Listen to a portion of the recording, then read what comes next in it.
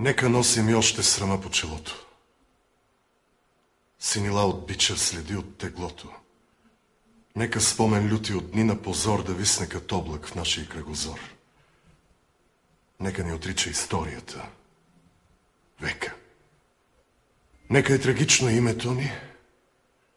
Нека беласица стара и нови батак в миналото наше фърлят своя мрак. Нека да ни сочат с присмехи обидни щупените окови и дирите стидни по врата ни още от хомота стар. Нека та свобода да ни бъде дар. Нека.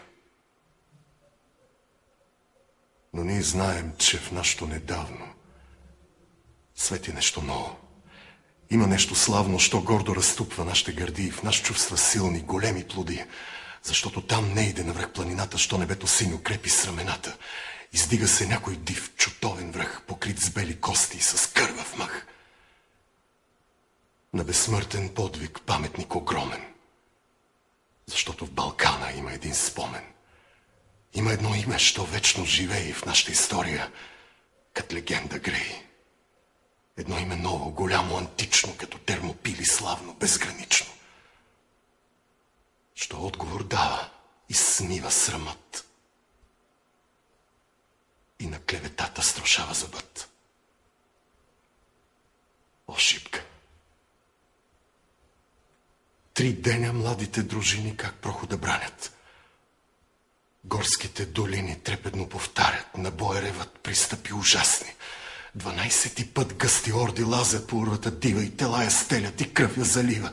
Бури подир бури, рояк след рояк. Сулейман безумни сочи върха пак и вика: търчете, тамо са раите.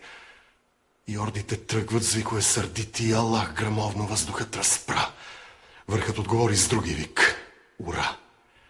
И снов дъжд куршуми, камъни и дървя. Дружините наши оплискани с кърви пушкат и отблъскват без сигнал, без ред. Всякой гледа само да бъде напред. И гърди геройски на смърт да изложи и един враг повече мъртъв да положи. По шкалата екнат, турците реват, насипи налитат и падат и мрът. Идат като тигри, бягат като овци и пак се завръщат. Българи орловци като лъвове тичат по страшни редот. Не сещат ни жега, ни жажда, ни труд. Штурмът е отчаян. Отпорът е лют. 3 дни вече се бият, но помощ не иде. От никъде взорът надежда не види. И братските орли не фърчат към тях. Нищо. Те ще паднат, но честно, без страх, като шъпа спартанци под сганта на Ксеркса. Талазите идат, всичките на Штрекса, последният напън вече е настал. Тогава Столетов, нашия генерал, ревна гороломно. Млади опълченци, венчайте България с лаврови венци.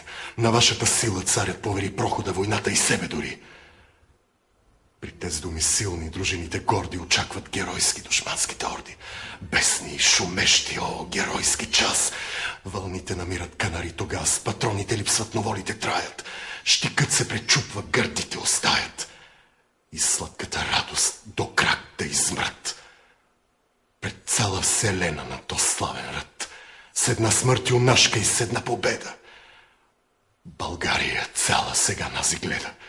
Той е връх високия, тя ще ни съзре, ако би бегали. Да мрем по-добре. Няма вече оръжие, има хекатомба. Всяко дърво мече, всяко и камък бомба. Всяко нещо удар. Всяка душа плам. Камъни и дърви изчезнаха там. Грабайте телата, някой се изкряска. И трупове мъртви фръкнаха завчаска. Като демони черни над черни рояк. Като турят струпалят, като живи пак. И турците тръпнат друг път не видели ведно да се бият живи умрели. И въздухът цепят с демонски вик. Боят се обръща на смърт и на щик. Героите наши като скали твърди желязото срещат с железни си гърди. И фърлят се с песни в свирепата сеч. Като виждат Харно, че умират вече. Но вълни по-нови от орди дивашки гълтат, потопяват орляка юнашки. Йош миг ще падне заветния хълм. Изведнъж Радецки пристигна с гръм. И днес Йощ Балканът, щом буря зафаща. Спомня тоз ден бурен, шуми и препраща славата му дивна, като някой ек от урва на урва и от век